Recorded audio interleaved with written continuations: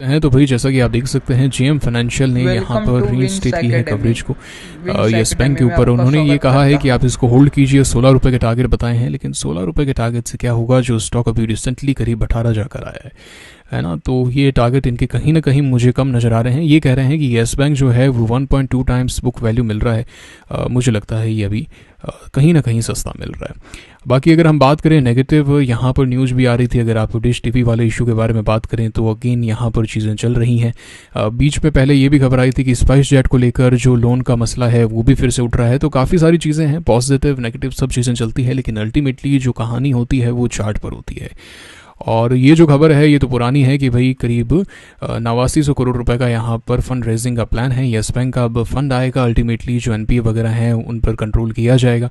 Company उन ratios पर काफ़ी बढ़िया परफॉर्म कर पाएगी और प्रोविजंस वगैरह पे कार्य कर पाएगी। तो फंड रेजिंग किसी भी बैंक को लेकर काफ़ी महत्वपूर्ण कार्य होता है। और येस बैंक जो है वो फंड रेजिंग लगातार पिछले 2 साल से समय समय पर करता आया है। एफपीओ आया था तब भी वो फंड रेजिंग का ही प्लान था। और ये जो इनके इवेंट्स हैं ये इनके नंबर्स के अंदर, क्वार्टरली नंबर्स के अंदर रिफ्लेक्ट भी हो रहे हैं। जी हाँ, एनपीए के अंदर लगातार गिरावट देखने को मिल रही है। कंपनी प्रॉफिट में आ रही है। और अगर आप बाकी डिटेल्स के बारे में भी बात करेंगे, जैसे ग्रॉस एनपीए, वहाँ पर भी कंपनी ने इम्प्रूवमेंट दिखाया है।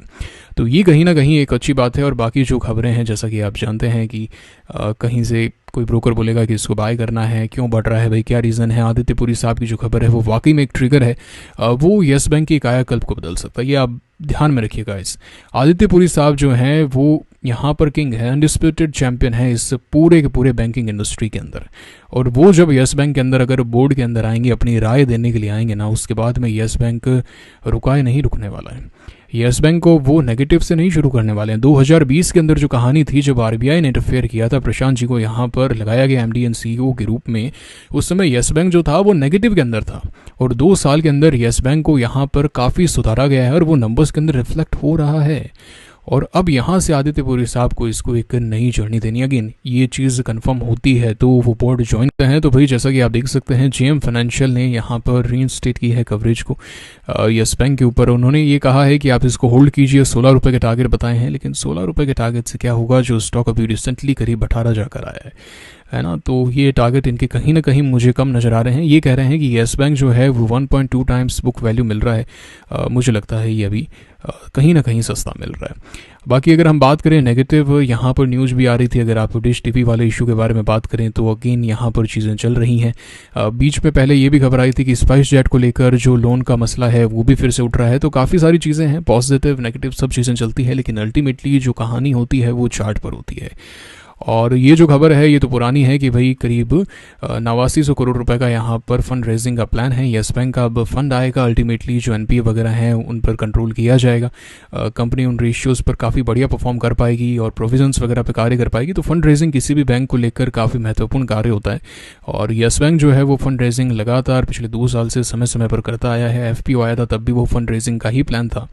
और ये जो इनके इवेंट्स हैं ये इनके नंबर्स के अंदर, क्वार्टरली नंबर्स के अंदर रिफ्लेक्ट भी हो रहे हैं। जी हाँ, एनपीए के अंदर लगातार गिरावट देखने को मिल रही है। कंपनी प्रॉफिट में आ रही है।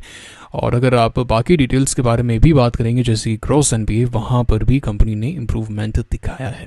तो ये कहीं ना कहीं एक अच्छी बात है। और बाकी जो खबरें हैं, जैसा कि आप जानते हैं कि कहीं से कोई ब्रोकर बोलेगा कि इसको बाय करना है, क्यों बढ़ रहा है, भाई क्या रीज़न है। आदित्य पुरी साहब की जो खबर है वो वाकई में एक ट्रिगर है। वो येस बैंक की कायाकल्प को बदल सकता है। ये आप ध्यान में रखिएगा। इस आदित्य पुरी साहब जो हैं वो यहाँ पर किंग है, अनडिस्प्यूटेड चैंपियन है इस पूरे के पूरे बैंकिंग इंडस्ट्री के अंदर। और वो जब येस बैंक के अंदर अगर बोर्ड के अंदर आएंगे, अपनी राय देने के लिए आएंगे ना, उसके बाद में येस बैंक रुकाए नहीं रुकने वाला है। येस बैंक को वो नेगेटिव से नहीं शुरू करने वाले हैं। 2020 के अंदर जो कहानी थी, जब आरबीआई ने इंटरफेयर किया था, प्रशांत जी को यहाँ पर लगाया गया एमडी एंड सीईओ के रूप में, उस समय येस बैंक जो था वो नेगेटिव के अंदर था। और 2 साल के अंदर येस बैंक को यहाँ पर काफ़ी सुधारा गया है और वो नंबर्स के अंदर रिफ्लेक्ट हो रहा है। और अब यहाँ से आदित्य पुरी साहब को इसको एक नई जर्नी देनी। अगेन ये चीज़ कंफर्म होती है तो वो बोर्ड ज्वाइन